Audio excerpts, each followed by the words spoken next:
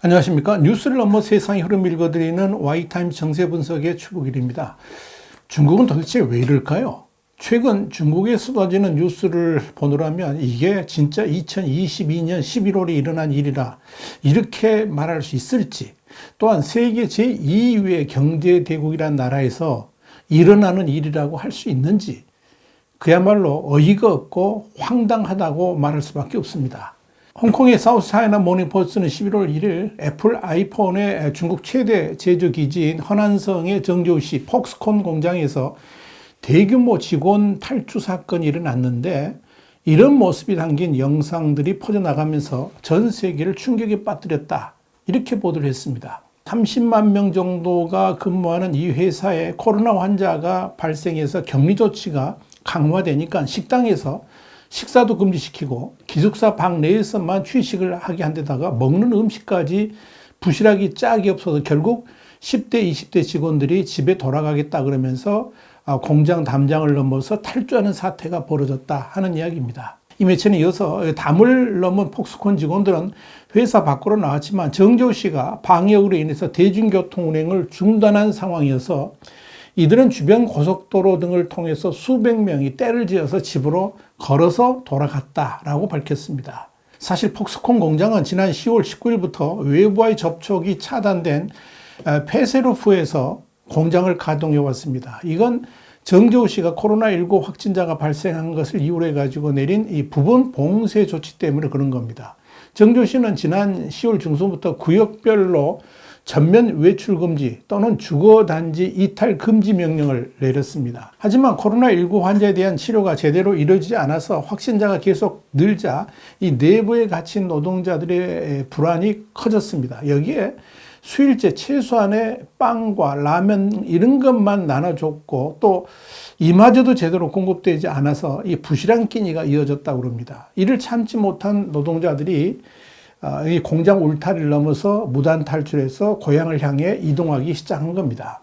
실제로 중국 소셜미디어에는 지난 29일부터 간단한 짐을 든 젊은 직원들이 2m 높이 철제 담장을 넘거나 이 고속도로 갓길을 줄지어 이동하는 장면이 올라왔습니다. 그리고 30일에는 정저우에서 70km 떨어진 허난성, 가이펑 등에서 폭스콘 직원들의 이동 행렬이 목격되기도 했는데, 이는 도보로 최소 15시간 이상을 걸었다는 의미죠. 자, 문제는 이렇게 고향에 도착한 이들을 또 해당의 지방 당국이 강제 격리시키고 있다는 겁니다.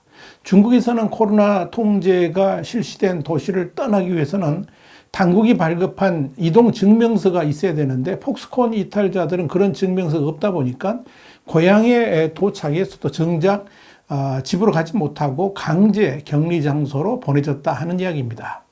그런데 여러분, 중국에서 가장 인기 있는 테마파크가 상하이의 디즈니랜드인데, 이 디즈니랜드가 지난 10월 31일 아무런 경고도 없이 갑자기 폐쇄가 됐습니다. 문제는 그 안에 있던 관람객들마저 갇혀버렸다는 거죠.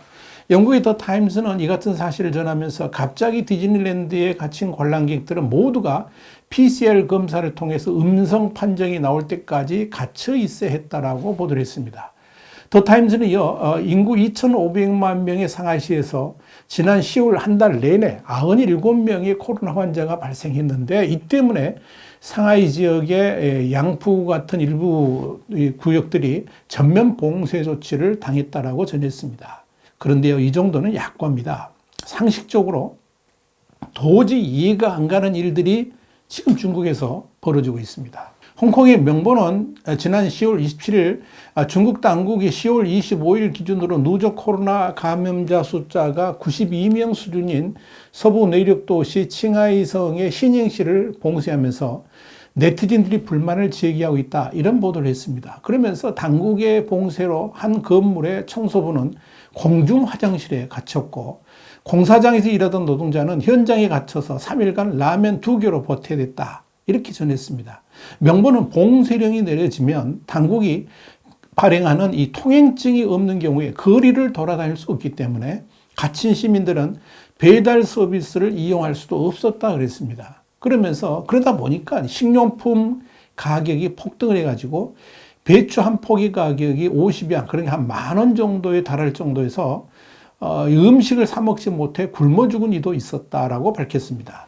명분에 이어서 간수성 란저우시에서도 논란이 있었는데 호텔 소독을 이유로 투숙객들이 쫓겨나서 주차장에 간이 침대를 놓고 잠을 청하는 모습이 담긴 사진이 소셜미디어에 올라왔다 그러면서 이 주차장에는 천막이나 바람막이 등도 없었다라고 전했습니다. 자, 중국은 제로 코로나를 달성하겠다 그러면서 확진자가 발생하면 해당 지역을 완전히 봉쇄하고 격리하는 방역 정책을 이어가고 있죠.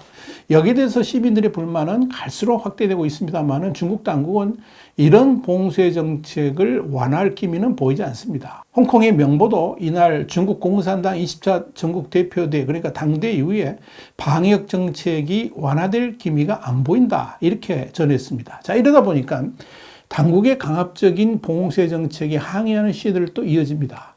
홍콩의 명보는 지난 10월 28일 중국 시장, 그러니까 티벳 자치구 수도 라싸에서 26일 코로나19 봉쇄 항의하는 농민공들의 시위가 벌어졌다고 보도를 했습니다. 문제는 이 티베트가 중국에서도 당국의 감시가 가장 삼엄한 지역인데 이번 시위는 해당 지역에서 10여 년 만에 처음 일어난 최대 규모 시위라는 점을 주목할 필요가 있을 겁니다. 명보는 전날 중국 소셜미디어에 해당 시위와 관련된 짧은 영상들이 올라오기 시작했고 복수의 소식통들이 해당 시위가 실제 일어났다는 것을 확인했다고 밝혔습니다. 명분에 이어서 약 100명의 농민공이 26일 라싸의 거리로 몰려 나와서 고향으로 돌아가게 해달라고 외치면서 시위를 벌였고 제복 경찰 그리고 방호복을 입은 요원들과 대치했다고 전했습니다.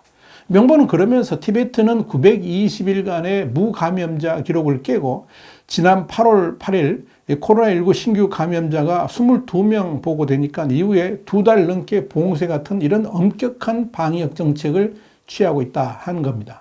그러면서 이 과정에서 농촌 출신 도시 이주 노동자인 농민공들은 일자리도 잃고 봉쇄로 발이 묶이면서 고향으로도 돌아가지 못하는 신세가 됐다라고 밝혔습니다. 여기에 대해서 라싸의 한 주민은 명보에 시위에 나선 대다수는 다른 성이나 도시에서 일하러 온 한족 농민공들이라 그러면서 이들은 수입이 끊겨서 공고한 상황을 호소하면서 고향으로 돌아가고 싶다라고 외쳤다, 이렇게 말했습니다. 명보는 또한 한 현지 주민은 시위 발생 사실을 확인해 주면서도 안전상의 이유로 자세한 내용을 밝히길 꺼렸다 그러면서 그 주민은 기자에게 자신이 시위에 대해 말을 해도 보도할 수 없을 것이라 그러면서 보도가 나가면 경찰에 체포될 것이라고 말하기도 했다, 이렇게 전했습니다. 명분에 이어서 사실 확인을 위해서 라싸 공안과 경찰에 전화를 걸었지만 받지 않았다라고 덧붙였습니다. 한 농민공은 명보에 방에 갇힌 채 매일 PCR, 그러니까 유전자 증폭 검사를 받고 있는데 언제 이런 상황이 끝날지 또 풀릴지 모르겠다라고 말했습니다. 티베트 라싸에서의 시위는 영국의 BBC도 라싸에서 수백 명이 시위하며 경찰과 충돌하는 모습을 담은 영상 여러 개가 소셜미디어에 올라왔다 그러면서 시위는 26일 오후부터 밤까지 이어졌고 수백 명이 참여했다라고 보도를 했습니다. 현지 주민 한 모 씨는 BBC에 나는 집에 거의 80일째 갇혀 있다 그러면서 이 주거지가 봉쇄돼서 해당 시위를 목격하지는 못했지만 소셜미디어를 통해 여러 시위 영상이 공유되고 있다라고 밝혔습니다. 티베트 당국은 27일 라싸의 신규 감염자가 8명이라고 밝혔습니다. 그런데도 전 도시를 완전 봉쇄하면서 주민들의 외부 출입까지 막고 있는 겁니다.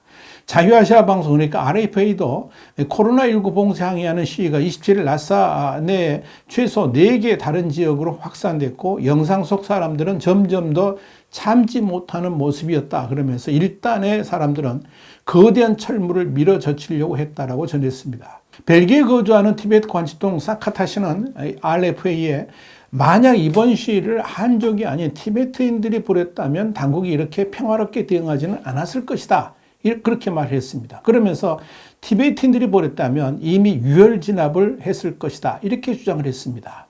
더 우려스러운 게 뭐냐면 당대회가 끝났음에도 불구하고 이 중국 당국이 방역의 고삐를 더욱 재고 있다는 겁니다. 심지어 유전자 증폭 검사, 그러니까 PCR 검사 불응자들을 처벌까지 했습니다. 31일 현지 매체인 펑파이 신문에 따르면 랴오닝성 차오양시 공항국은 최근 PCR 검사를 받지 않은 28명에 대해서 구류, 오일 등 이 사법 처리를 단행했습니다. 장시성 푸저우시도 PCR 전수검사에 불응했거나 봉쇄 조치를 어기고 영업을 한 슈퍼마켓 주인 등 3명을 행정처분했습니다. 도대체 중국은 왜 이럴까요? 이제 장기 독재의 발판을 확보한 시진핑은 무엇이 두려워서 이렇게 철저한 봉쇄를 통해서 주민들을 옥죄고 있는 것일까요?